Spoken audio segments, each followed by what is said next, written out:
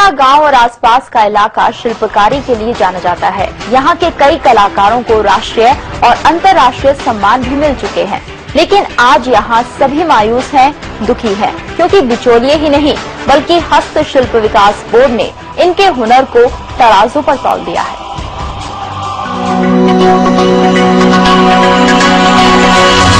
जिनके हाथों में है जादूगरी, जो धातु में डाल देते हैं जान,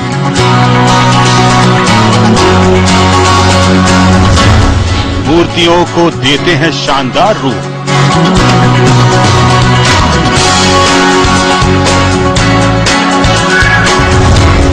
जिनकी कलाकारी की दी जाती है मिसाल, जिन शिल्पियों ने विदेशों में लहराया है परचम, लेकिन अपने यहाँ ही डाला जा रहा है उनकी किस्मत पर डाका। किलो के भाव खरीदी जा रही है कला, बिचौलियों ने मार लिया उनका हक। शिल्प बोर्ड ने भी तराजू पर तौला उनका हुनर। ये कोंडा गांव में रहने वाले शिल्पकार हैं और ये इनकी कलाकारी, जिनके हाथों का कमाल पूरी दुनिया देख चुकी है। इनके बनाए बेल मेटल ढोकरा शिल्प, लौह बांस, टेराकोटा भित्ति चित्र विश्व प्रसिद्ध है। इन्होंने कई मूर्तियों में जान डाली है। कई शिल्पियों को राष्ट्रीय और अंतर्राष्ट्रीय सम्मान भी मिल चुके हैं, लेकिन आज इन सभी के हालात मजदूरों से भी बदतर हैं। इन्हें 90 से 100 रुपए की दिहाड़ी मिल रही है। इनकी बनाई मूर्तियों को किलो के भाव खरीद ऊंचे दामों में बेचकर बिचौलिए चांदी काट रहे हैं। इतना ही नहीं, जिस हस्तशिल्प विकास बोर्ड का गठन शिल्पियों को बेहतर बाजार उपलब्ध कराने के लिए किया गया है, वो भी इन्हें रॉ मटेरियल उपलब्ध करा इनकी बेशकीमती शिल्प किलो में खरीदकर देश विदेश में अपने हिसाब से बेच रहा है। बोर्ड भी कमा रहा है, बाकी जो भी प्राइवेट आदमी है वो भी कमाते हैं, लेकिन अब जो कलाकार को वो सही दाम नहीं मिलता।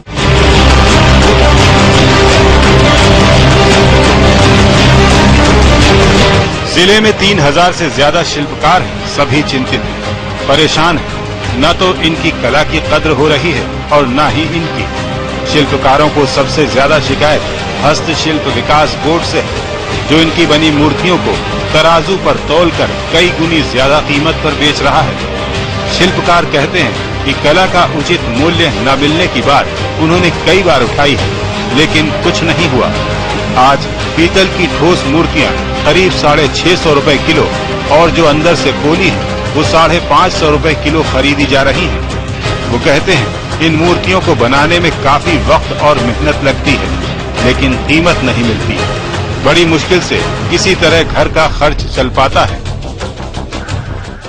किलो के हिसाब से क्या रेट में? अब यहाँ तो कोई लेते हैं, कोई ये धंधा वाले लेते हैं 550 रुपया, जो ये एम्पोरियम लेता है 650। तो 650 में आपसे बनाई हुई मूर्ति लेता है, और आपको क्या रेट किलो मिलता है? 300, अभी 350 होने वाला है। तो आपको लगता है कि ये जो राशि है पर्याप्त है मूर्ति उसकी कला बनाने के बाद? जो नहीं, सिर्फ जीने के लिए है।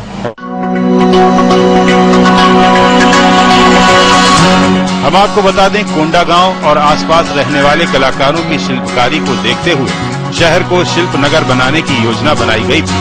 कुछ दिन पहले राज्यपाल भी आए थे और उन्होंने यहाँ की कला की तारीफ की थी। साथ ही कहा था कि इस जगह की विशेष कला है जिसकी पहचान निर्धारित की जानी चाहिए।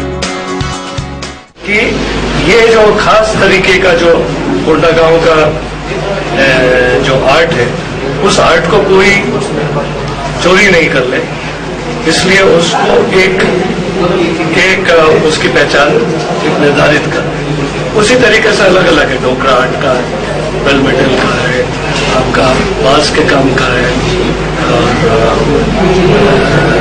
हस्तकरघा के क्षेत्र में काम कर रहे हैं। अभी ये बहुत आवश्यक है कि इस प्रकार का ये हो, जिससे कि लोग को ये अंदाजा हो पाए कि ये फलाने जगह का है। कहा जा रहा है कि शिल्प सिटी बनने के बाद इन कलाकारों को सीधे खरीदार मिल सकेंगे, लेकिन क्या ऐसा होगा, ये तो बाद में ही पता चलेगा। हम आपको बता दें, पहले भी कलाकारों की हालत सुधारने की पहल हुई थी। वस्त्र मंत्रालय ने सहायता राशि दी थी। उस पहल का हाल आपके सामने है। मूर्तियां बिखरी पड़ी हैं। कुछ कलाकारों के लिए मकान बने थे, वो खंडहर हो चुके हैं। यहाँ कलाकार कैसे रहते होंगे, अंदाजा लगाया जा सकता है। संजीव शर्मा, सहारा समय, कोंडागांव।